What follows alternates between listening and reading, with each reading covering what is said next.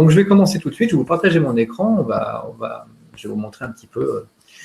D'abord, vous présenter qui je suis, présenter Smail, vous expliquer en fait de quoi on va parler aujourd'hui. Alors, j'ai cette barre là qui est un peu énervante. Là, j'enlève tout de suite. Voilà. Et ensuite, on va rentrer donc dans la démonstration. Alors, aujourd'hui, on va parler d'un sujet que j'ai mis en place chez des clients, notamment chez un client assez gros, un consortium pour faire du machine learning. On a dû mettre en place une énorme stack Kubernetes qui permet de gérer des modèles d'entraînement de machine learning sur différents environnements. Donc, on a du testing, du staging, etc., sur plusieurs machines, et on a automatisé un maximum de choses grâce à ça. Donc, on va parler de ça. Je vais vous expliquer la stack que j'ai mis en place, pourquoi j'ai mis en place une stack légère et non pas quelque chose de plus connu. Et puis, on va aller un peu plus loin. Alors, la première chose, Smail, je travaille pour Smail depuis maintenant 2008, donc ça fait quand même 12 ans que je travaille là-bas. Je suis rentré d'abord en tant qu'ingénieur, mais on va en parler un petit peu après. Alors, qui est Smail? Smail, c'est une entreprise qui s'est fortement orientée dès le départ sur les logiciels open source. C'est vraiment au cœur, c'est dans les veines de Smail de travailler avec de l'open source et si possible du libre même. Et ces outils, en fait, on les met au service du client, au service de la technologie, au service du besoin. Et notamment, le principe, en fait, c'est de proposer 4 grands axes. Donc, le digital, l'IoT, le DevOps et la data. Donc, il y a bien évidemment le développement web, le développement applicatif client, etc. On est assez vaste. On est à peu près 1800, je crois, 1800. Et on est présent un peu partout. On est présent en France, donc Paris, Lyon, Bordeaux, Marseille, Grenoble, Lille, Nantes, etc. Je ne vais pas tous les citer. On est aussi au Benelux, au Maroc et à Kiev. Et en Suisse, etc. Donc, on a quand même pas mal d'agences et on a pas mal de clients. Je fais partie, moi, d'un pôle particulier, un pôle qui s'appelle la direction de l'innovation. Alors là, au sein de la direction de l'innovation, vous avez quelques personnes on va dire les premières qui sont arrivées en fait dans ce pôle-là. Maintenant, on est un peu plus, on est à peu près une quinzaine, je crois, je suis pas sûr. On a donc Fabrice de Wasme, qui est vraiment notre gourou, on va dire ça comme ça, c'est notre chef de département. On a Fabien qui travaille surtout, qui est un consultant architecte, Thibaut qui travaille énormément sur la communication des nouvelles technologies, donc c'est quelqu'un qui connaît les technologies et qui sait les présenter. Alain qui est le CTO, donc qui fait plutôt la direction technique. Romain qui travaille essentiellement sur Elasticsearch, c'est un de nos produits phares chez Smail, c'est une solution qui permet de faire de l'Elasticsearch dans Magento. Il travaille aussi avec moi pas mal sur les solutions PaaS. On a par exemple aussi Christophe qui travaille essentiellement sur la blockchain. Et donc moi qui travaille sur le DevOps et le machine learning. Donc le machine learning, c'est arrivé il y a à peu près 1 an et demi, 2 ans, où j'ai vraiment travaillé sur ce sujet-là, donc la reconnaissance d'objets, etc. Là, on travaille sur un projet qui s'appelle Coda, qui permet de détecter le langage des signes. Et il y a 5 ans, quand je suis rentré dans le pôle donc, du lab, qui s'appelle maintenant Direction d'innovation, j'ai surtout orienté mes travaux sur le DevOps. Donc, j'ai écrit 2 livres blancs. Donc, vous pouvez les télécharger sur smile.eu. Il faut aller chercher le livre blanc, les télécharger. N'hésitez surtout pas à prendre le livre blanc, ils sont gratuits et il y a pas mal de choses intéressantes. Et j'ai donc traité pas mal de sujets du DevOps, donc en partant de la technique, Kubernetes, OpenShift, etc., mais aussi de la démarche DevOps, parce que le DevOps, en fait, beaucoup de gens pensent que c'est une méthodologie, etc. C'est surtout une démarche. C'est le fait de vouloir faire en sorte de faire de l'agilité, non plus entre les équipes de développement et le client, mais plutôt entre les équipes de développement et les admins système. Donc voilà. Alors, si vous voulez donc aller voir aussi, on a pas mal d'articles qui sont écrits sur notre Medium. Donc, on écrit pas mal de choses là-dessus. Bon, ce temps-ci, on a eu pas mal de coups de frein, comme à peu près tout le monde. Mais n'hésitez pas à aller voir notre blog. Alors, nous, sur Medium, on ne bloque pas la lecture des articles. On les laisse libres de lecture. Ils sont même en Creative Commons. Donc, n'hésitez pas. Et n'hésitez pas à commenter et à nous contacter. Il n'y a pas de problème. On répond beaucoup aux questions et on aime beaucoup partager avec les gens. Alors, grosso modo, je vais finir avec Smail parce que sinon, on va y passer des plombs et je ne vais jamais y arriver. Nous, à l'innovation, on travaille essentiellement sur les chatbots, l'intelligence artificielle, la domotique, les blockchains, la vision, ce qu'on appelle le Smart Vision, hein, donc on travaille avec Magic Leap par exemple pour pouvoir faire de la réalité augmentée, de l'innovation collaborative avec nos clients, donc on crée des ateliers pour travailler sur l'innovation et puis du prototypage. Donc voilà. Alors, de quoi nous allons parler aujourd'hui? On va parler de Docker, mais ça, je pense que vous connaissez à peu près. Je vais vous montrer Rancher. Ça ne va pas être très compliqué là-dessus. Je vais vous parler de Gitee. Donc, c'est l'outil que j'ai préféré à GitLab et je vous expliquerai pourquoi. On va parler de Drone, qui est un outil de CI/CD, qui est un outil même assez rapidement. Je vais vous parler aussi de CI/CD, donc évidemment, hein, avec Drone et Gitee. Et puis, si possible, j'essaierai de vous parler de Source to Image, mais je ne suis pas sûr de pouvoir y arriver. Et enfin, vous aurez droit à des questions. Alors, on va passer rapidement sur le sujet container et pass. Parce que vous savez tout ce que c'est. En gros, les conteneurs, c'est génial parce que ça permet de pouvoir faire tourner une application au sein d'un environnement assez contrôlé et qui permet de pouvoir fonctionner de la même manière sur plusieurs machines. Donc ça, c'est plutôt cool. Ça permet donc d'encapsuler une application. Finalement, grosso modo, hein, un conteneur, c'est un système de paquets. Faut vraiment le voir comme ça. Enfin, moi, du moins, je le vois comme ça. J'ai envie de déployer une application quelque part. Je package mon application dans un conteneur Docker. Comme ça, je sais qu'il y a tout ce qu'il faut dedans, les librairies à la version dont j'ai demandé, etc. Et puis, ça part sur un registre. Et puis, voilà, on peut déployer.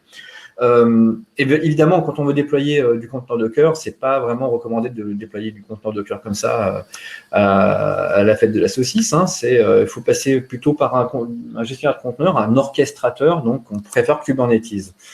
Et puis, pour gérer tout ça, pour gérer notre plateforme, gérer une certaine notion de droit, etc., on a préféré Rancher ces temps-ci, sachant qu'OpenShift est aussi une très bonne solution. Je vous conseille OpenShift, qui s'appelle OKD si vous prenez la version communautaire.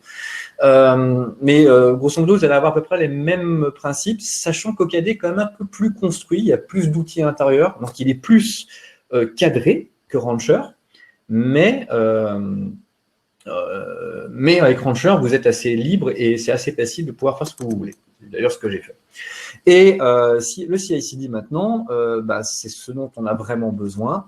Il faut savoir de quoi on a besoin quand on fait du CI/CD. Alors, la première chose généralement qu'on a envie de faire, c'est de gérer les sources. Hein. Il faut que nos sources soient posées quelque part et qu'on puisse les utiliser et les récupérer, travailler avec, faire du commit, etc.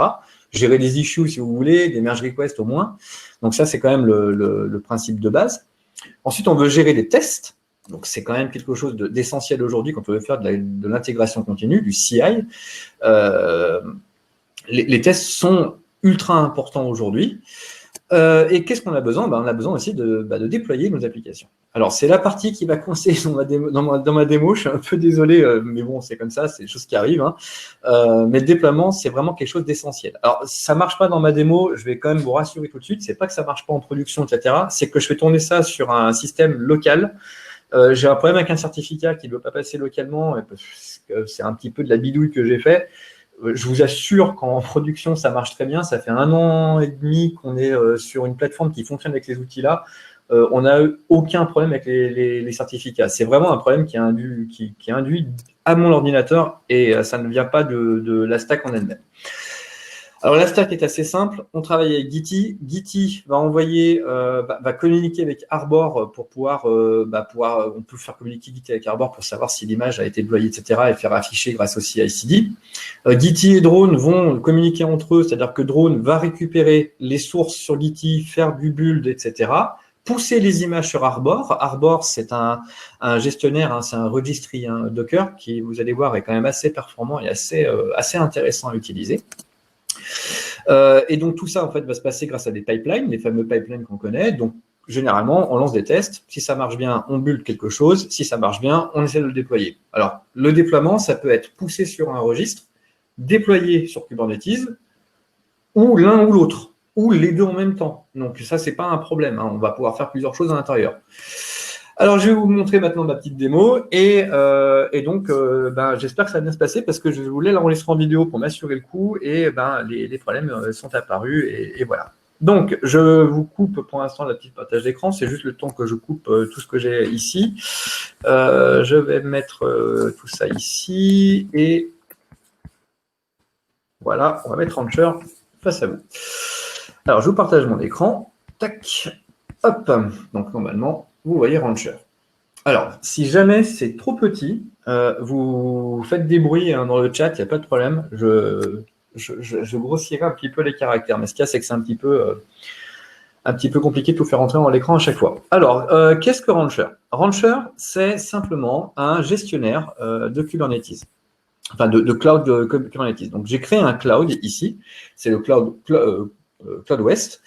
Dans lequel j'ai qu'un seul nœud, donc je peux aller voir les nœuds directement à l'intérieur. Donc, vous voyez, c'est un kind qui tourne. C'est pour ça que ça marche pas bien sur la machine, l'histoire des certificats tout à l'heure, je vous montrerai pourquoi. C'est que kind, en fait, c'est un Kubernetes in Docker. Kind, c'est ce que ça veut dire. Donc, ça marche super bien pour faire des tests, mais quand on veut faire du déploiement continu, etc., sur du local, c'était la catastrophe ce matin, alors que ça marchait avant. Je sais pas ce qui s'est passé, on va pas tergiverser. Donc, du coup, en fait, dans ce nœud-là, on voit que j'ai un Docker version V1 18, etc., etc. Et mon cluster, en fait, il est là, il est managé. Donc, j'ai 8 CPU réservés sur ma machine. Ma mémoire est assez libre et puis il me reste encore à peu près une centaine de pods que je peux mettre sur ce nœud-là. Alors en fait, si j'avais ajouté des nœuds, je pourrais mettre plus de pods, mais bon, c'est pas très très important. Juste pour vous informer aussi qu'il y a un système de stockage, enfin ce qu'on appelle un storage class, pardon, qui permet de créer des persistent storage, c'est vraiment utile et nécessaire. Donc là, aujourd'hui, sur Kind, c'est un local storage qui se met en place. On préfère nous travailler avec Ceph, par exemple, GlusterFS, StorageOS, etc., qui permettent de pouvoir créer des volumes répliqués sur le réseau et donc d'avoir une assurance d'écriture. Si j'ai un peu de temps, je vous montrerai, si vous voulez, le Rancher qui tourne pour AI4EU sans vous montrer trop de choses à l'intérieur, mais pour vous montrer à quel point ça peut être intéressant d'avoir des choses un peu plus volumineuses. Et donc, pour l'instant, je n'ai rien installé dedans. Et vous voyez, en fait, que je n'ai que 2 projets. Hein. J'ai des projets qui sont définis par défaut. Donc, il y a un projet système qui est créé par Rancher dans lequel il fait tourner pas mal de choses, notamment un core DNS, etc. Et un project default où il n'y a rien dedans. Alors, les choses qu'on va déployer tout de suite, je vais vous expliquer ça parce que j'ai dû remettre ma machine en place et je vais tout vous montrer dès le départ. On va commencer par mettre ce dont on a vraiment besoin. La première chose, c'est un contrôleur ingress, c'est-à-dire quelque chose qui, quand on déclare une URL, il est capable de nous envoyer sur le routage nécessaire pour faire ce genre de choses. Donc, ce qu'on va se créer, c'est un petit projet. Donc, en gros, je vais dans mon cloud West ici. Je vais créer 2 projets même. Je vais créer un projet qui va s'appeler Infra, dans lequel je vais pouvoir mettre en fait mon Nginx controller, mon Arbor, etc. si j'ai envie. Et puis j'ai rajouté un autre projet qui est mon CI/CD, où je vais mettre mon Gitty et mon drone directement à l'intérieur. Alors, avant d'aller plus loin, juste quelque chose. Au niveau global d'un Rancher, il y a des catalogues qui sont créés, donc des catalogues Helm. J'en ai rajouté 2. J'ai rajouté Drone, parce qu'en fait, Drone a son propre catalogue Helm. J'ai rajouté K8S Land où se trouve Gitty. Et j'ai activé aussi le repo Helm qui est ici, qui est le repo principal de Helm, donc du hub connu et si vous utilisez Helmchart. Je vais vous montrer ce que c'est qu'un Helmchart après, parce qu'on va déployer quelque chose. Et enfin, et donc en fait, voilà, ça me permet d'avoir des outils en plus que ce que me propose Rancher à la base. Voilà, c'est juste pour vous le dire parce que sinon, si vous faites ça chez vous, vous n'allez pas avoir en fait tout le catalogue et ça va vous paraître bizarre. Moi, je préfère vous expliquer tout de suite que j'ai tout ajouté. Et j'ai pas voulu le faire devant vous parce que ça prend du temps à synchroniser. Alors, on va aller dans Applications et puis je vais commencer par démarrer un Ingress Controller, donc un fameux Nginx Ingress. Alors, ce Nginx Ingress, il me permet, donc je vous le disais, dès que je vais déclarer un ingress, c'est-à-dire une route avec une URL pour aller taper dedans, ça va me permettre d'aller de directement en fait m'envoyer sur le service nécessaire. Alors, je ne vais pas vous expliquer comment marche Kubernetes, mais on va faire quand même pas mal de choses. Alors, du coup, il me faut le Ingress Controller qui est ici. Alors, vous voyez, en fait, il sait automatiquement proposer ici une sorte de un mini formulaire en fait. Alors, je vous montrerai qu'on peut faire des formulaires plus fournis en lui fournissant un fichier YAML assez simple. Là, pour l'instant, en fait, moi, je vais directement éditer la feuille YAML ici. Je vais pas m'embêter, hein, j'ai déjà tout préparé pour ça. Alors, comment je sais qu'il faut mettre ça? Je suis simplement allé voir en fait le fichier de valeurs par défaut et je suis allé copier les valeurs dont j'avais besoin. Donc là, l'idée, c'est de pouvoir répondre directement sur les ports 80 et 443 de mon cluster. Donc, je démarre ça. Donc lui, il va me démarrer le Nginx tout seul, hein, tout simplement. Donc si on va voir ce qui se passe à l'intérieur, un petit peu de temps. Il est en train de pouler les images, il va démarrer un contrôleur, etc. J'essaie d'aller au plus vite hein, pour pas qu'on soit débordé à 16 heures. À 18 heures, pardon. Alors, il poule les images, il démarre ce dont il a besoin, les services sont mis en place, donc ça va fonctionner normalement directement. On peut aller voir, vous voyez, avec Rancher, on peut aller voir ce qui se passe. Donc là, il est en train de le démarrer, il me dit qu'il n'est pas prêt. Je peux aller voir les logs directement hein, de mon conteneur, donc je vois qu'il est en train de démarrer et que tout se passe plutôt pas trop mal. Voilà, là, il me dit que c'est bon. Donc, si je retourne en Apps, je vois que mon Nginx tourne. Et donc, en gros, si je clique sur, par exemple, le port 80 et que je vais voir dans un autre onglet ici, il me fait tourner un backend par défaut. Donc, c'est en 404, mais je vois que mon URL, c'est 172.18.02. Donc, en fait, c'est l'adresse du contrôleur, en fait, Nginx, du contrôleur Kubernetes, pardon. Donc, c'est là-dessus qu'en fait, on va gérer. Nos IP. Alors, étant donné que je n'ai pas de DNS, je ne sais pas si vous avez déjà entendu parler de xip.io. Je vais retourner sur le chat parce que je ne suis pas sûr de vous voir. Voilà. Alors, xip.io, c'est un truc qui est très intéressant. Je vais vous montrer ça rapidement. Si jamais j'ai besoin de traiter des DNS, mais que je n'ai pas de DNS, enfin, je veux avoir des noms de domaine, mais je n'ai pas de DNS sous la main, je vais pouvoir utiliser en fait mon IP.xip.io. Par exemple, si je fais un dig de 1.2.3.4.xip.io, il va me répondre 1, 2, 3, 4. Vous voyez, c'est l'IP qui est donné. Donc, si je lui mets par exemple n'importe quoi, foo.1.2.3.4, il va me répondre à l'XIP là. Donc, je peux faire des domaines et des sous-domaines assez facilement. Et donc là, je vais toujours utiliser quelque chose en xip.io pour aller plus vite. Donc, par exemple, je vais faire un git.172.18.xip.io, etc. C'est la façon la plus facile de pouvoir traiter localement certaines choses. Donc, mon Nginx tourne. Et ce que je vais faire maintenant, je vais déployer en premier lieu un Gitee. Donc, le Gitee, en fait, je vais le faire déployer dans mon projet CI/CD. Donc, je vais faire le launch ici, dans Apps. Et en fait, ici, on va voir apparaître Gitee, qui est ici, donc qui fait partie de K8s Land. Donc, je clique dessus. Alors là, encore une fois, moi, je ne me suis pas trop pris la tête. J'ai préparé mes YAML en premier lieu.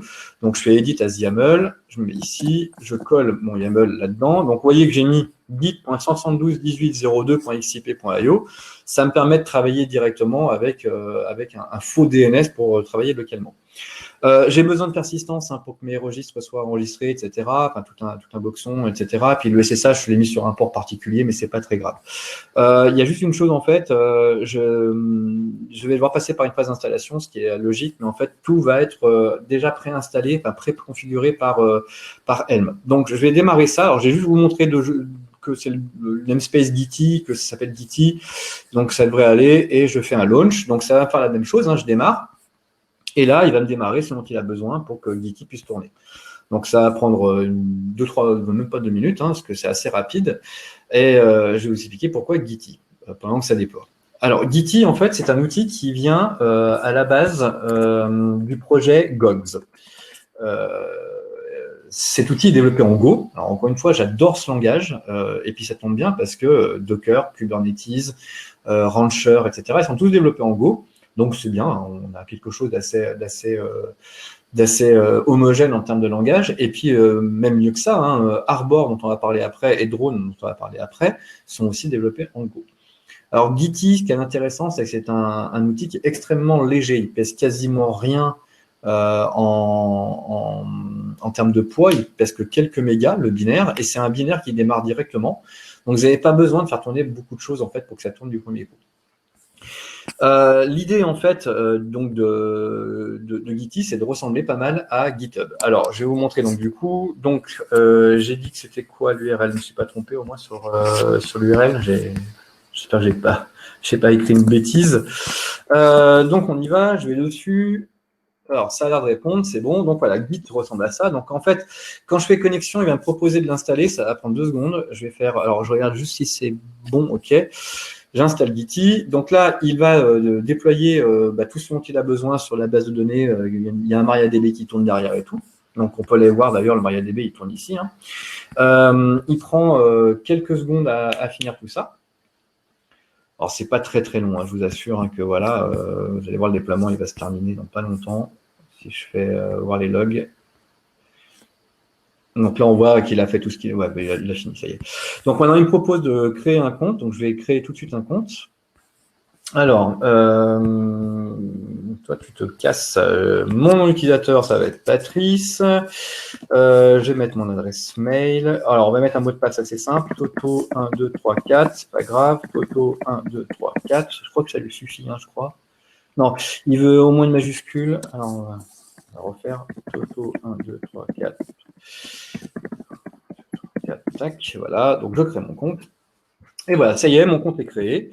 Donc, je peux en fait maintenant créer un dépôt. Je créerai mon dépôt après. Maintenant, le truc, c'est qu'il faut installer Drone. Alors, Drone, c'est l'outil qui va nous permettre de faire du CI/CD. Alors, de la même manière, en fait, je vais passer par Rancher. Je ne vais pas m'embêter. Je vais retourner dans mon projet. Donc, je suis en CI/CD, Apps, et je vais démarrer ici Drone. Alors, de la même manière, j'ai déjà préparé en fait le YAML avant. Alors, il faut démarrer Drone d'abord de base ici. Donc, c'est le Drone de l'outil de CI/CD. Et après, on va mettre aussi un Kubernetes Runner pour lui dire tu as le droit de tourner sur Kubernetes. Donc, en gros, pareil. Là, je vais lui mettre, donc c'est 18.02 normalement, si je ne me suis pas trompé. 18.02, c'est bien ça. Donc, 18.02, il faut que je le change à plusieurs endroits. Ici, et je lui indique l'adresse du Git, 172, pardon, 18. Je lui indique l'adresse du Git parce qu'en fait, il va utiliser Git pour faire l'authentification et pour pouvoir aller récupérer les projets. Alors, par contre, il me faut un Gitea Client ID et un Gitea Client Secret. Donc, on va les créer tout de suite, c'est très rapide. On va dans Configuration, Application. On va créer un nouveau projet qui s'appelle Drone. L'adresse de redirection, c'est http://, donc on va mettre ça, mais 18 et pas 22. Ici. Donc je lui donne en fait un nom d'application et l'adresse de redirection, qui est le login en fait de Drone. Je crée mon application. Ça me crée un client ID que j'ai posé ici. Tac. Et enfin, le client secret qui est ici, je le colle là, CTRL V, voilà, donc là c'est bon, je lui dis que je suis OK ici, et on peut déployer Drone. Donc il va pouler les images, démarrer tout ça, etc. Donc encore une fois, c'est quelque chose de très léger. Alors pourquoi Drone et pourquoi pas utiliser par exemple Jenkins? Encore une fois, un drone est fait en Go, c'est super léger, c'est très rapide à démarrer, c'est très rapide à utiliser et à configurer. On n'a pas besoin de vraiment trop batailler pour que ça fonctionne. Et on est assez libre au niveau des tests et au niveau des démarrages des pipelines qu'on va vouloir faire. Donc ça, c'est quelque chose qui est vraiment prédominant, enfin, c'est vraiment essentiel pour moi. Et ça me permet en fait de pouvoir faire des choses un peu plus rapidement que quand je travaille avec GitLab ou quoi que ce soit. Alors, vous avez vu là, il me demande en fait de m'authentifier sur Drone. Il va utiliser du OAuth2 avec Git. J'autorise l'application directement. Et mon drone est prêt. Donc maintenant, en fait, quand je vais mettre des dépôts dans mon GitLab, dans mon Gitly, pardon, excusez-moi, Drone va les voir et je vais pouvoir activer en fait des tests sur mon drone. Donc là, vous voyez, en à peu près 10-15 minutes, en parlant, en prenant le temps, j'ai déjà déployé mon Git et mon drone. On va juste déployer le runner. Alors en fait, le runner, il a pas grand-chose. Il n'y a pas grand-chose à faire tourner. Il faut juste en fait donner le drone RCP client qu'on a mis dans le Rancher tout à l'heure. Je vais vous remonter grosso modo ce que j'ai mis avec mes réponses. Je lui ai mis en fait un drone RPC Secret ici. Je tapais n'importe quoi. On va faire la même chose ici en fait dans le CI/CD. dans les apps, je vais faire un launch et je vais mettre mon Kubernetes runner qui est ici, le drone runner voilà, qui est ici. Au niveau du YAML, on va lui mettre tout ça. Hop, on va juste lui donner le RPC client. Je démarre ça. Voilà. Donc, du coup, là, l'intérêt de ce runner, en fait, c'est juste que drone, donc il va s'authentifier sur drone, le runner, il va dire je suis prêt et je peux pas tourner des tests sur Kubernetes. Si on ne fait pas ça, il essaie de faire du Docker in Docker. Donc voilà, c'est tout. Voilà, j'ai ma stack CI/CD qui est prête. Donc maintenant, il ne me reste plus qu'un dernier truc à configurer. Bah, c'est mon registre drone, mon registre Arbor. C'est ce qui va me permettre de pouvoir avoir des images avec des tests de vulnérabilité, etc. Alors, je vois qu'il y a une question. Rancher intègre une possibilité de faire du CI/CD. Oui, je l'ai déjà utilisé. Non, ça ne me convient pas. Notamment, en fait, il m'impose pas mal de choses en termes de Git, et ça me plaît pas des masses. Et j'ai eu beaucoup de mal à pouvoir intégrer mon propre registre à l'intérieur. Donc, en fait, au niveau du contrôle en fait du pipeline, etc., je préfère largement mettre ma stack tout seul. Et vous avez vu, c'est pas long. Là, j'ai déjà ma stack CI/CD, il me reste plus qu'à mettre un registre en place. Alors, pour le registre, en fait, je vais le mettre dans infra, je préfère, parce que c'est quelque chose qui fait plus partie de l'infra de mon cluster. Mais vous pouvez mettre ce que vous voulez, hein, vous pouvez faire autant de projets que vous voulez, etc. C'est juste que je peux gérer les droits facilement avec Rancher. Je ne vais pas vous faire une démo Rancher complète, mais voilà. Donc là, ce qui est intéressant par contre, et donc ça va vous permettre pour vous montrer en gros à quoi ressemble quand on a un M-chart, quand il a un fichier de questions. Donc, je vais taper Arbor dans la recherche. Alors, mon poste est en train de mourir là. ARB, voilà, il est ici. Donc là, il fait partie de la librairie de Rancher. Donc là, on a carrément, on peut répondre à des questions pour pouvoir déployer notre application. Et d'ailleurs, quand vous faites vos applications, si vous savez que vous avez Rancher, je vous conseille de mettre un fichier de questions. Je vais vous montrer ça dans un projet Python que je vais faire juste après, que je ne pourrais pas déployer, mais je pourrais au moins vous montrer le formulaire. Vous allez voir, c'est pas très compliqué. Alors, on peut laisser par défaut plein de choses comme ça. La seule chose que je vais laisser, en fait, moi, ici, c'est est-ce que je veux un ingress? Oui. Donc, en gros, l'idée, c'est de lui mettre arbor. Donc, c'est 172.18.02.xip.io. Donc, encore une fois, XIP.io, ça me permet d'avoir des noms de domaine de base. Vous, si vous avez un DNS, vous pouvez mettre votreentreprise.com. Donc, ce sera avec, par exemple, docker.votreentreprise.com, par exemple, vu que c'est un registre Docker. Alors, il me demande la même chose pour le Notary, mais c'est obligatoire parce que je pense qu'ils ont mal géré leur truc. Moi, je vais mettre une adresse, mais elle ne va pas servir parce que je vais désactiver le Notary. Je vais vous expliquer à quoi correspondent les composants juste après. Donc, on voit qu'on peut choisir en plus plein de systèmes de fichiers. On peut mettre nos images sur du S3, sur du Azure, etc. Donc, tout va bien. Est-ce qu'on va prendre du persistent storage? Oui. Je vais lui dire que je veux 5 gigas, c'est très bien. Non, on va lui mettre un peu plus. On va lui mettre 8 gigas, on ne sait jamais. Blablabla. Database. Donc, la base de données, en fait, de nos jobs, on va faire tourner une base de données interne. C'est mieux. Donc, on laisse qu'il y a par défaut. La seule chose qui va être importante, c'est ce qui est à la fin. Je regarde juste si je n'oublie pas un truc avant de vous dire une bêtise. Du Redis, de la base de données. Est-ce que j'ai bien mis ce qu'il faut? Persistent volume, c'est bon. Pas de redirection, pas de certificat, mais je pourrais en mettre un. C'est ce que j'aurais dû faire dès le départ, mais je n'ai pas eu le temps de tester ça. Tout a l'air de bien se passer. Donc maintenant, qu'est-ce qui se passe en bas? Il faut voir en fait ce qu'on va activer. Alors, Arbor, c'est plusieurs composants. Il y a d'abord, bêtement, il y a un registre Docker. Bon, ça, vous n'allez pas y couper. Arbor, il sert à ça, donc on laisse le registre Docker. Par contre, il y a un truc qui s'appelle Clair. Clair, je vais le laisser activer, il est ici. Il me permet de tester la vulnérabilité de mes images. C'est-à-dire qu'en fait, par exemple, si une de mes images a une libSSL qui est complètement désuète, il va me la mettre en rouge. Et vous allez voir qu'on peut faire, en plus, un truc sympa, c'est que dès qu'on pousse une image, il peut tester la vulnérabilité et il peut refuser qu'on la poule si elle est vulnérable ou pas. Vous avez le droit de désactiver ces règles-là. Par défaut, d'ailleurs, c'est désactivé. Mais vous pouvez paramétrer ce genre de choses. Et ça, c'est super intéressant. Par contre, il y a donc un autre truc qui est en bas, là, c'est le M-chart. Donc, en fait, c'est un chart museum. C'est pour déployer vos M-charts à vous, que vous allez déployer. Vous pouvez les mettre à l'intérieur de Arbor. Donc, c'est un chart museum bête et méchant qui tourne à l'intérieur. Personnellement, moi, comme je vais mettre mes M-charts dans Git et que Rancher me permet d'utiliser Git comme un chart museum, je le désactive. Ensuite, il y a Notary. Alors, Notary, c'est un notaire, simplement. Hein. C'est quelqu'un qui va authentifier vos images si vous voulez les signer. Là, on n'a pas vraiment besoin pour une démo, donc je les active. Mais ça peut super bien marcher. Si vous voulez faire de la signature d'image Docker pour pouvoir assurer que l'image que vous déployez est bel et bien en provenance de votre registre, c'est super intéressant.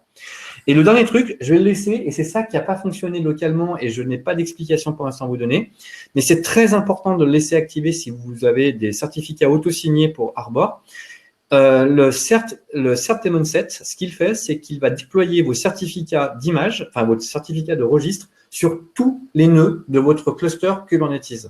Ce qui fait que vous n'allez pas avoir des clients, certificats inconnus, etc., quand vous allez vous le déployer. Le problème, c'est que je travaille sur Kind, là, pour ma démo, et Kind, en fait, partage mon Docker local, et il se mélange les pinceaux avec mes certificats, il n'a pas su les écrire correctement, je ne sais pas ce qui s'est passé, donc je ne peux pas le faire tourner proprement. Mais ce n'est pas très grave, on s'arrêtera avant le déploiement de mon application Python. Donc je démarre mon Arbor. Alors par contre, lui, c'est bourrin, hein, il a un gros paquet de services, un gros paquet de trucs à faire tourner. C'est la seule chose qui, finalement, dans ma stack légère, prend plus de place. Mais pour moi, c'est extrêmement important de travailler sur la sécurité des images et la sécurité du déploiement et du démarrage de mes images dans un environnement de production. Si on n'est pas capable de pouvoir vérifier la vulnérabilité des images qu'on est en train de déployer, une libSSL qui est par exemple complètement désuet, c'est vraiment quelque chose qui gêne les admin systèmes, et c'est l'une des premières choses que j'ai entendues quand j'ai voulu proposer du conteneur Docker en production. Les admin systèmes m'ont dit, c'est hors de question, on ne peut pas contrôler ce que tu mets dans tes images, le registre est mis en place, c'est super lourd à tester. Donc, si c'est des UE, que la libSSL, elle n'est pas bonne et que je connais des exploits qui existent là-dessus, c'est non. Et en fait, depuis que j'ai proposé Arbor, le ton a changé et l'envie de faire du Docker et du Kubernetes a beaucoup changé au sein des entreprises. Et chez les clients, ça passe nickel, justement, parce qu'ils sont capables maintenant de voir si leurs images sont vulnérables ou pas. Donc, Arbor va vraiment vous permettre de faire ce genre de choses. Alors, comme je vous le disais, hein, il y a pas mal de trucs à faire tourner quand même. Donc, j'espère juste qu'il est en train de démarrer correctement. Ah, mince, j'ai un problème. Il me dit quoi? Ah, ça va pas être cool, ça, par contre. Il me dit... Attendez, je vais aller voir l'erreur qu'il y a. Ça va pas être un truc bien méchant. Ouais, d'accord, restarting fait. Ouais, parce qu'en fait, il n'a pas fini de faire démarrer le reste, c'est normal. On va attendre qu'il ait fini. En fait, les images attendent que les autres images démarrent. Et donc, en fait, parfois, il fait un crash loop back-off pendant quelques minutes, le temps que tout soit bien mis en place. Là, on voit par exemple que le registre est en train de démarrer correctement. Donc, il y a des conteneurs qui maintenant disent « Ah, c'est bon, j'arrive à contacter l'autre, ça se passe bien ». Alors, normalement, c'est des choses qu'on arrive à résoudre avec des init containers dans nos déploiements. Là, apparemment, Arbor n'a pas tout mis en place.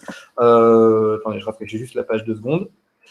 N'a pas tout mis en place pour ça, et ça pose des problèmes au démarrage, mais c'est pas quelque chose de très grave en soi, parce que généralement, il ne faut pas qu'il redémarre 25 fois. Donc, il a presque fini. J'attends juste que Claire démarre. Ça va aller vite. Quand vraiment il coince, hein, moi je le kill et je le redémarre. C'est rare que ça coince, un Arbor.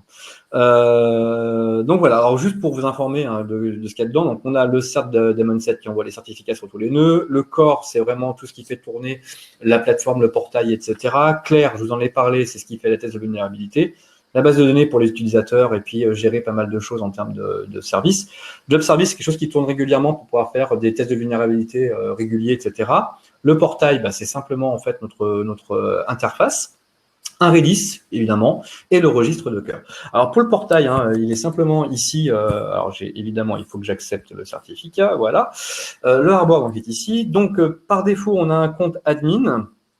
Donc, c'est admin, simplement, et c'est donc c'est Arbor 1, 2, 3, 4, 5 avec un H majuscule et vous avez accédé à votre plateforme. Donc voilà, ça c'est notre plateforme pour pouvoir gérer nos images. Donc on a déjà un projet par défaut qui s'appelle Library, qui est public au niveau de l'accès, donc on peut pouler des images directement à l'intérieur. Pour l'instant, il n'y a pas de dépôt, c'est pas grave, on va en faire nous-mêmes. On peut créer des utilisateurs. Donc par exemple, je vais me créer un utilisateur pour moi, je vais l'appeler, mon utilisateur c'est Patrice. Je vais mettre un P minuscule, je préfère. Allez, Patrice, mon email, donc vous le connaissez. Nom et prénom, Patrice Ferlet. Tac, un mot de passe, donc toujours pareil, mettre quelque chose d'assez fiable. Toto 1, 2, 3, 4, 5, c'est très bien. Toto 1, 2, 3, 4, 5, c'est vraiment le mot de passe que personne ne teste. Un commentaire si on veut, on s'en fout. OK, donc voilà, j'ai un utilisateur, et cet utilisateur, en fait, il peut être associé à des projets maintenant. Donc par exemple, au niveau du projet Library, je peux rajouter un membre ici. Donc, on va mettre un utilisateur. On va taper Patrice. Voilà, Patrice. Donc, il me trouve ici le project admin ou pas, si je suis proposé à maintenance, développeur ou simplement invité.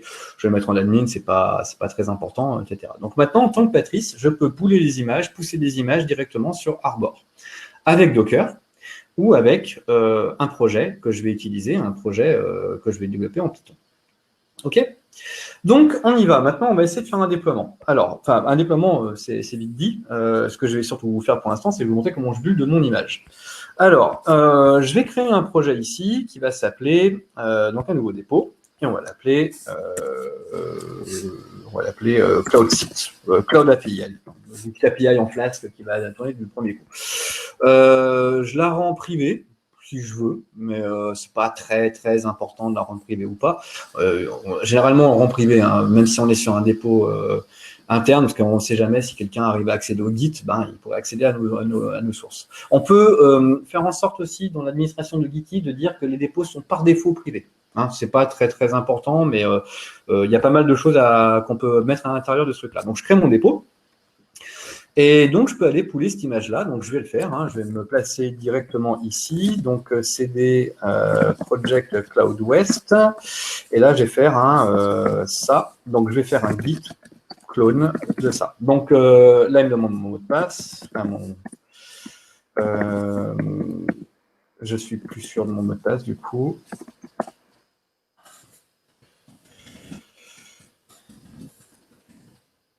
Qu'est-ce que j'ai mis déjà ? Ça va être intelligent, ça. Non, je sais ce que j'ai mis. Je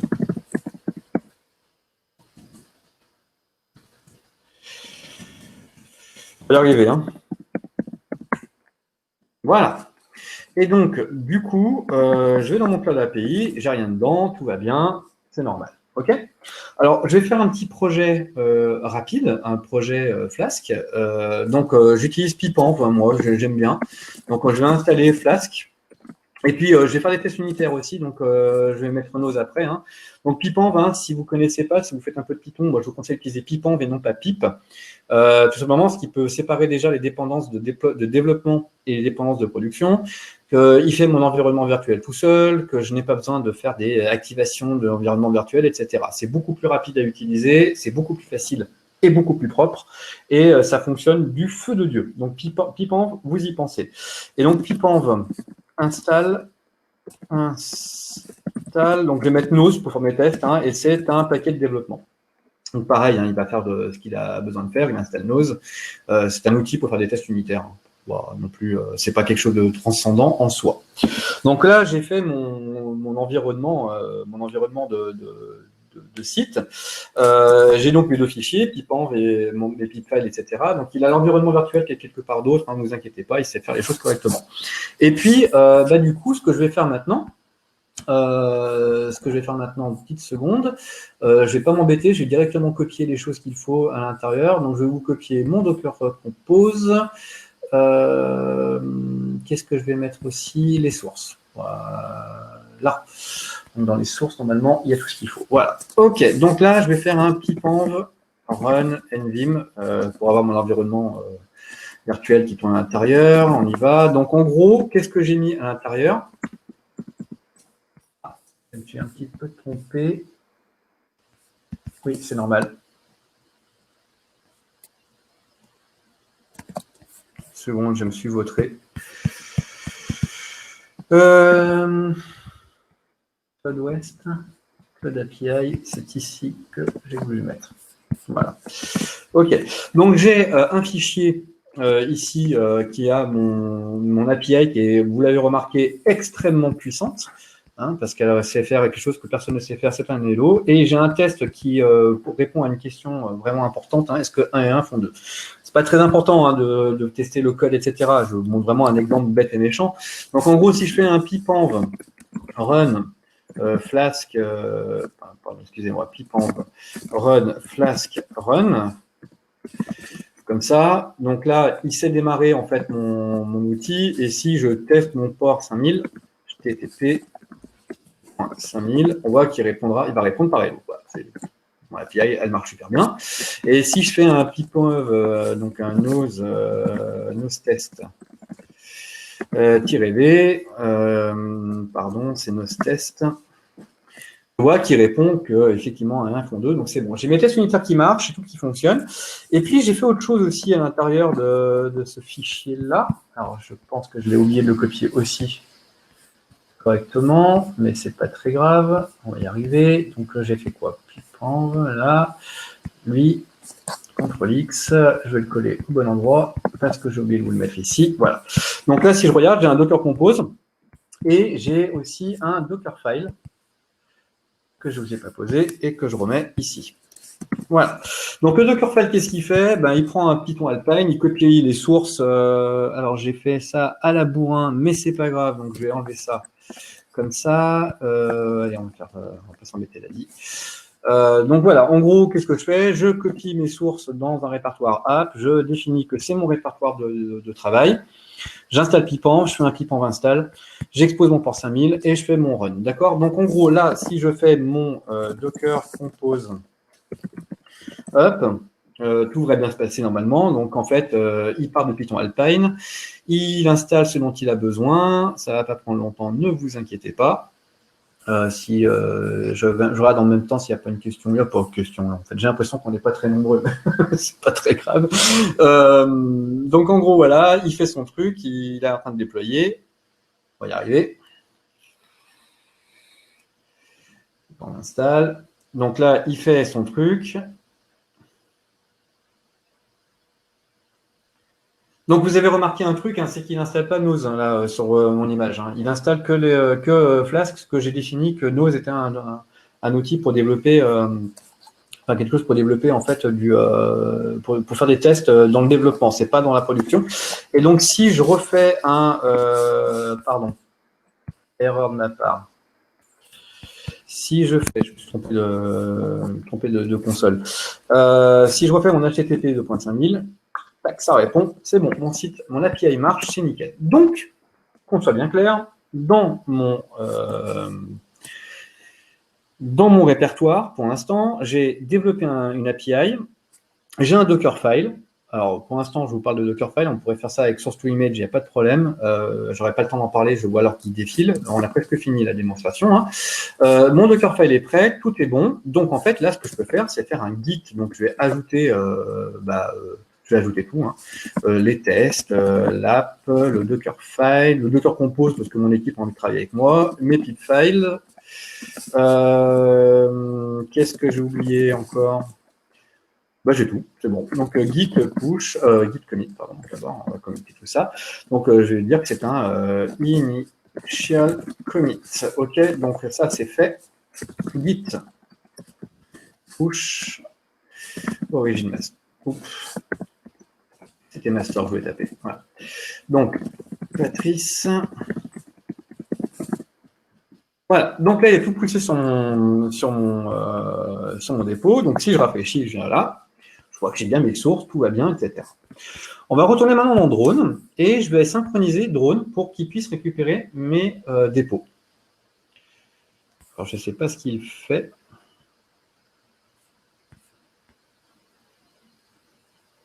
Patrice que l'API, il devrait normalement. Je ne sais pas ce qu'il traîne. Là.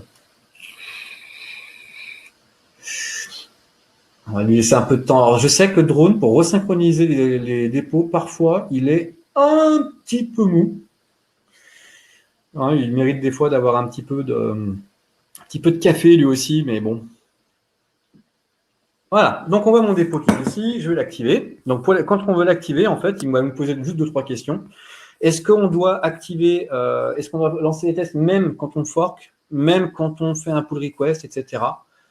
Vous pouvez laisser des choses par défaut. On voit que mon projet, il est par défaut privé parce que sur Gitty, il est privé, donc ici, il sera privé. On pourrait faire autrement. Je peux mettre un secret à l'intérieur ici. Donc, par exemple, je pourrais mettre un secret pour pouvoir pousser sur drone, ce qu'on va faire après. Sur drone, pardon, sur Arbor. Je peux mettre des cron jobs, je peux faire plein de choses à l'intérieur. Bon, bref, grosso modo, c'est fait. Mon dépôt est activé. Donc maintenant, dans les repositories, je vois qu'il est ici. Et si je clique dessus, il faut que je fasse quelque chose. Alors, exactement comme avec GitLab, il faut un fichier spécifique. Alors, attendez, je vais juste me placer parce que j'ai un deuxième écran et voilà. Il faut un fichier spécifique qui s'appelle .drone.yaml. Donc, je vais vous le poser, je vais le poser dans les sources pour vous montrer à quoi il ressemble. Tac. Donc, je vais ici, là, je vais rafraîchir et je vais aller voir ce qu'il y a dedans. Voilà. Alors, en gros, ça ressemble à ça.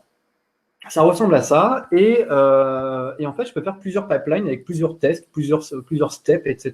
Donc, pour l'instant, je vous en ai mis un seul, qui est assez simple. Je vais utiliser un plugin drone qui existe déjà, donc qui s'appelle Plugins Docker. Username, c'est le nom que j'ai utilisé pour me connecter, que je vais utiliser pour me connecter sur Arbor. Le mot de passe, je n'ai pas envie de le mettre en clair, donc je vais dire que c'est un secret qui est dans drone, qu'il va falloir activer. Donc, je vais le faire rapidement. Et je veux pousser sur ce dépôt-là. Et le registre, en fait, sur lequel je veux me connecter, c'est celui-ci, et je le mets en insecure. Alors, c'est les problèmes de certificat dont je vous parlais. Pour l'instant, je me suis mis en insecure. Et je le fais seulement quand je suis en train de pousser dans la branche master, par exemple. Donc là, c'est la première chose qu'on va essayer de faire. Alors, juste un truc, vous avez vu qu'il y a un from secret qui s'appelle Arbor Password, et je ne l'ai pas fait. Donc, je vais le faire tout de suite, là. Le Arbor Password, il est ici. Donc, je vais créer Arbor Password, et mon mot de passe Arbor, c'était Toto 1, 2, 3, 4, 5. OK? Donc, j'ajoute ce secret. Il est ici, maintenant plus personne ne peut le lire, il est crypté, etc. Il n'y a plus de problème. Nickel, tout va bien. Donc, je vais là-dedans. Alors, je vais vous prévenir tout de suite, je sais que ça va vous surprendre, il va y avoir 2 tests en même temps qui vont démarrer. C'est d'un bug que j'ai repéré sur ma machine, qui n'apparaît pas sur les machines en production. Il envoie 2 fois le webhook. Alors, c'est pas très grave. Donc, maintenant, je vais faire un git add de mon .drone.yaml, git commit. Donc, je commit ça. Je dis que j'ajoute un builder drone. Voilà. Tac. Et je pousse. Donc, je pousse sur Origin Master. Donc, on y va. Alors là, je me suis effectivement mis aussi en HTTP. Évidemment, le SSH fonctionne. Il n'y a pas de souci avec ça. 1, 2, 3, 4, tac. Donc là, il a poussé. Alors, il y a plein de choses qui vont se passer. C'est que déjà, sur j'en ai annulé un parce qu'il ne sert à rien. Voilà. OK. Donc, je vois ici que il va faire son build. Et surtout, qu'est-ce qu'on voit? C'est que dans mon Gitty, là, alors il me dit qu'il y a une erreur. Je vais aller voir ce qui s'est passé. J'ai dû faire une bêtise. Il est connecté en fait directement avec le drone. Donc en fait, si je clique dessus, je vais sur le build. Ça fonctionne vraiment pas mal. Alors là, il me dit quoi? Je sais ce que c'est. Je sais ce que c'est. Il faut. Je vais pas avoir le temps d'aller au bout, mais en gros, je sais ce que c'est. Ça vient de ma machine à moi. Il faudrait que je change les URL, etc. Je crois savoir en fait l'erreur. Vite déjà. 18, c'est ce que j'ai testé avec un autre truc. Donc, hop, commit-m, change arbor URL. Ça, c'est déjà la première chose qu'il faut faire. Git push origin master.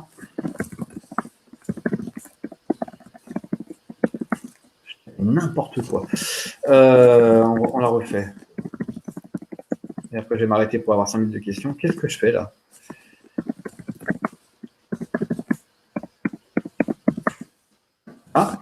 Donc, encore une fois, ici, il m'en lance, je ne sais pas combien. On va voir ce qui s'est passé. Alors, normalement, il devrait, ça devrait marcher. Au moins, ça devait marcher, mais je ne sais pas pourquoi ça ne passe pas maintenant. Il devrait pouler, en fait, ici, mes sources et exécuter, en fait, les commandes. Bon, c'est pas très grave. J'ai pas le temps d'aller jusqu'au bout, de vous débugger le truc.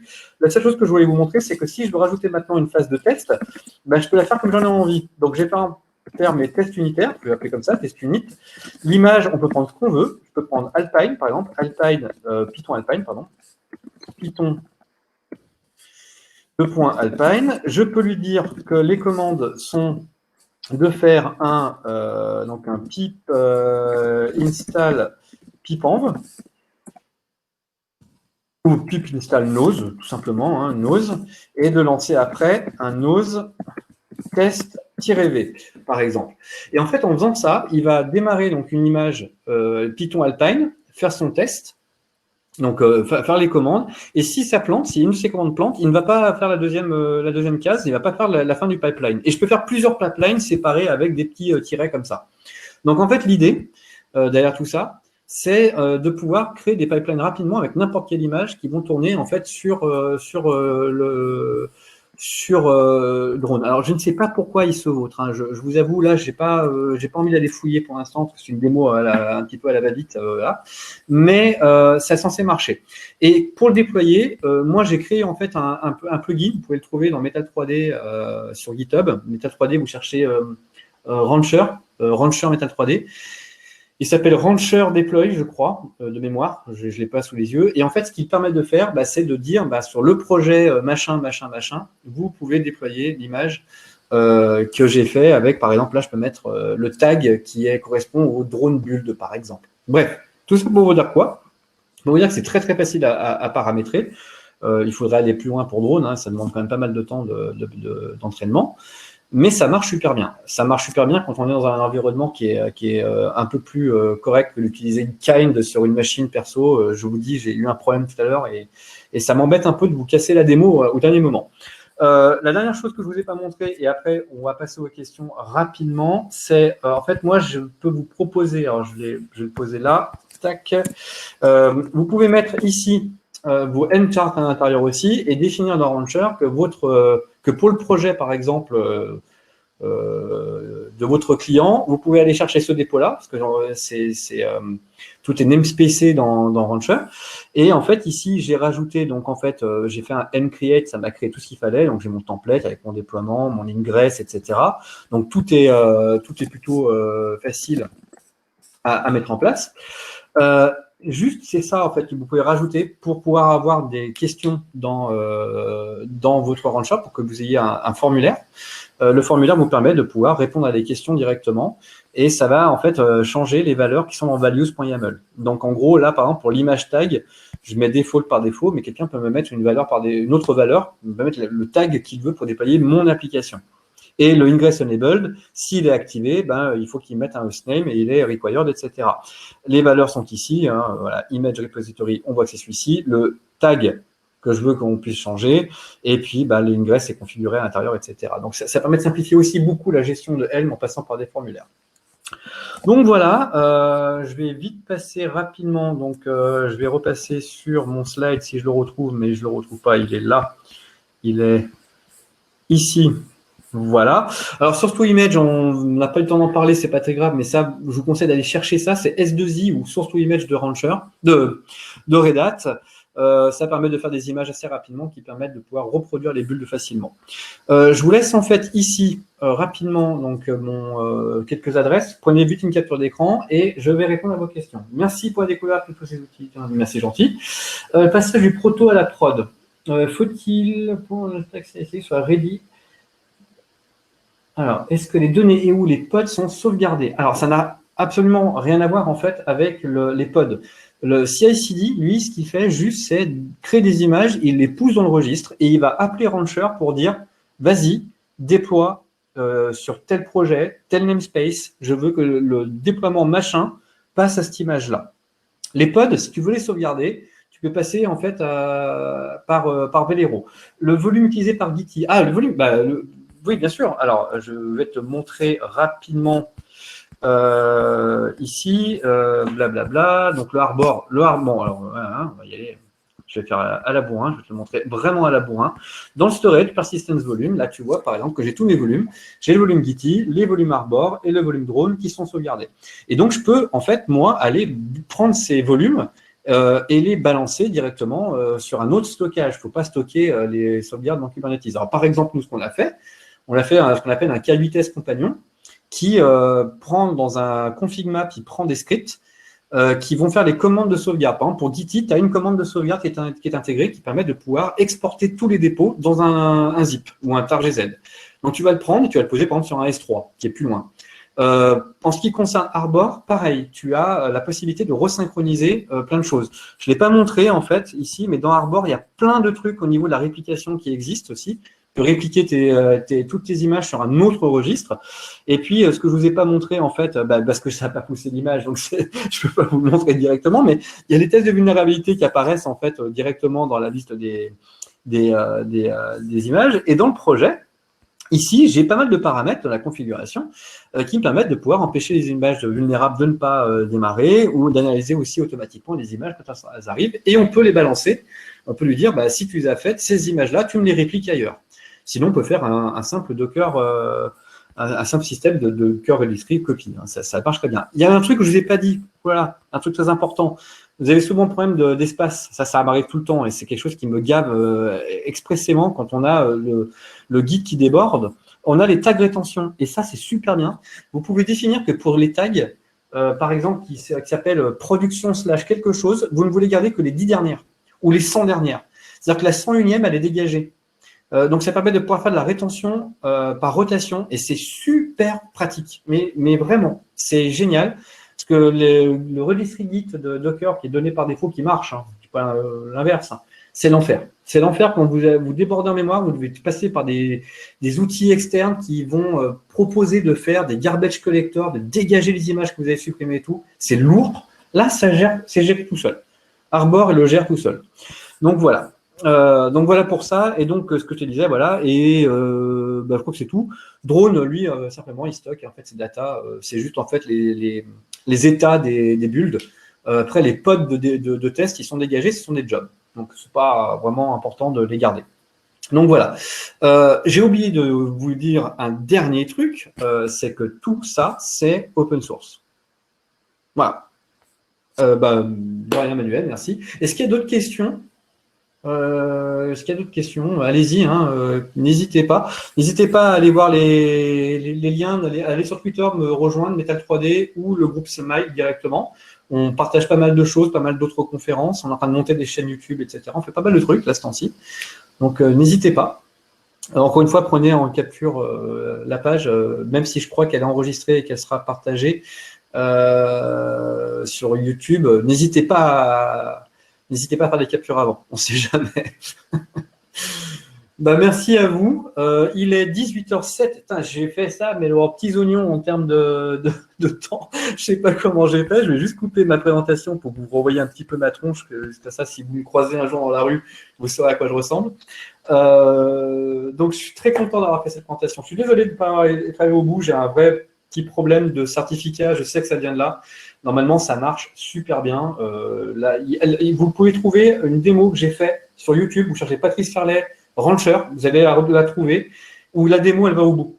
Mais là, pour le coup, j'ai pas de bol. Je suis vraiment désolé pour ça, mais en tout cas, c'était super intéressant de vous faire une présentation d'1 heure. Pour une fois, j'ai pu aller au bout, de montrer comment on déploie sur Rancher des choses, et ça fait plaisir. Si vous n'avez pas d'autres questions, je vais pouvoir vous laisser. Si vous avez des questions, Metal3D sur Twitter ou metal3d.org, patrice.farley@expel.fr, assez simple. Vous m'envoyez un mail, je vous répondrai dès que j'ai un peu de temps, sans si je suis très chargé. Mais n'hésitez pas, parce que ça fait plaisir d'avoir des retours et ça fait plaisir de pouvoir répondre à des gens. Et puis, nous, chez Smile, on est prêt à aider des gens s'il y a besoin, justement, sur ce genre de projet, parce que ces problématiques, on les connaît. Merci à vous, passez une bonne fin de journée et prenez soin de vous. À une prochaine, j'espère.